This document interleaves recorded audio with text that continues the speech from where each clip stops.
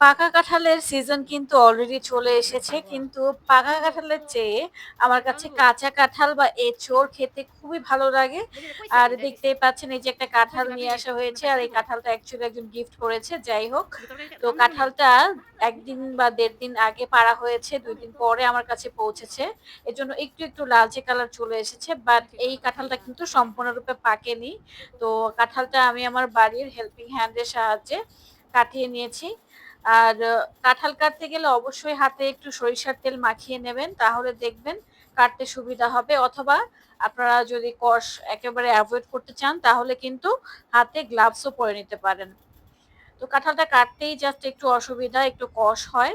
তো ছিলকাটা ছিলে নিয়ে তারপর এভাবে টুকরো করে কেটে নেওয়া হচ্ছে। জাস্ট মাঝখানের শক্ত অংশটা একটু অল্প করে ফেলে দেওয়া হয়েছে। আর আপনাদের একটু দেখাচ্ছি যে কাঁঠালের কোষটা কিরকম হয়েছে।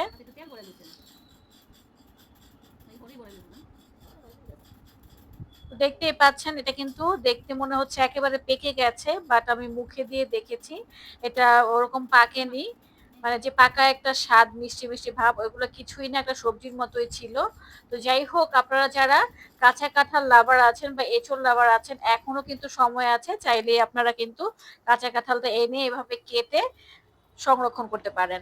তো এই যে এখানে খুব ভালোভাবে কাঁঠালটা ধুয়ে তারপর আমি ভাপিয়ে নিয়েছি অল্প একটু হলুদ আর একটু লবণ দিয়ে।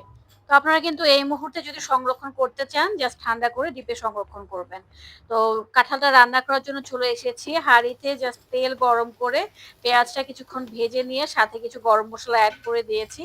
আর এটা কিছুক্ষণ ভেজে নেওয়ার পর এখানে আমি দিয়ে দিচ্ছি আদা রসুন বাটা। তো আদা রসুনটা একত্রেই বেটে নিয়েছি। আপনারা যদি পরিমাণে কম অথবা বেশি রান্না করেন সে অনুযায়ী কিন্তু আদা রসুনটা দিয়ে দেবেন। আদা রসুনটা দিয়ে কিছুক্ষণ ভেজে নিচ্ছি যেন এর কাঁচা গন্ধটা চলে যায়। তো ভাজতেই দেখবেন একটা সুন্দর ঘ্রাণ বের হয়েছে। সেই মুহূর্তে এখানে পানি এড করে দেবেন। আর পানি দেওয়ার পর এখানে দিয়ে দিচ্ছি স্বাদ অনুযায়ী লবণ, দিয়ে দিচ্ছি হলুদের গুঁড়ো ১ চা চামচ পরিমাণ, দিয়ে দিচ্ছি লাল মরিচের গুঁড়ো স্বাদ অনুযায়ী। তো ঝালটা আপনারা বেশি খেতে চাইলে মরিচের গুঁড়োটা বাড়িয়ে দিতে পারেন অথবা কমিয়ে দিতে পারেন। দিয়ে দিচ্ছি ধনিয়া গুঁড়ো ১ চা চামচ। আর পরিমাণে যদি কম রান্না করেন সে অনুযায়ী কিন্তু মসলাটা একটু কমিয়ে অথবা বাড়িয়ে রান্না করলে কিছুটা বাড়িয়ে দেবেন। তো আজকে যেহেতু আমি গরুর মাংস দিয়ে এই কাঁচা কাঁঠালটা রান্না করছি, তো এখানে আমি ১ কেজি পরিমাণ গরুর মাংস নিয়ে নিয়েছি।